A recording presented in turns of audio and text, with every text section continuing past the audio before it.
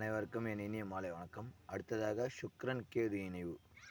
இது யாருக்குமே இருக்கக்கூடாத இணைவு. இது இருந்தது அப்படின்னா கணவன் மனைவிக்குள் பிரச்சனை இருக்கும். அதாவது மனைவிக்கும் கணவனுக்கும் எந்தவித உறவுகள் இருக்காது. அதாவது சுமூகமான உறவு இருக்காது. மனைவியால் பிரச்சனை வந்துகிட்டே இருக்கும், கணவனால் பிரச்சனை வந்துகிட்டே இருக்கும். மனைவி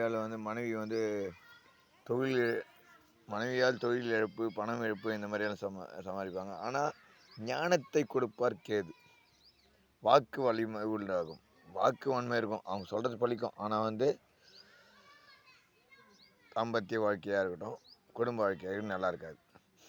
மற்றபடி பார்த்திங்கன்னா இவங்க சொல்கிறது பழிக்கும், இவங்க சொல்கிறது நடக்கும், எல்லாமே செய்யும். ஆனால் இவர்களுடைய வாழ்க்கை நன்றாக இருக்காது. அப்படிப்பட்டவர்கள் என்ன செய்யணும் அப்படின்னா, சுக்கிரனின் தலமான ஸ்ரீரங்கத்தை வழிபட வேண்டும். வெள்ளிக்கிழமையில் வழிபடணும். அதே மாதிரி கேதுக்குரிய தலமாக என்ன இருக்குது அப்படின்னா, திருப்பைஞ்சீலி அப்படின்னு ஒரு இடம் இருக்குது திருச்சியில். அங்கே போயிட்டு அந்த பரிகாரம் பண்ணிங்கன்னா சரி. அது பரிகாரத்தலம். அந்த பரிகாரத்தை பண்ணிங்கன்னா அப்படின்னா அந்த சுக்கிரன் கேது பிரச்சனை இருக்காது. கொஞ்சம் படிப்படியாக குறையும். சரிங்களா? நம்ம சேனல் லைக் பண்ணுங்கள், கமெண்ட் பண்ணுங்கள், சப்ஸ்கிரைப் பண்ணுங்கள். நன்றி, வணக்கம்.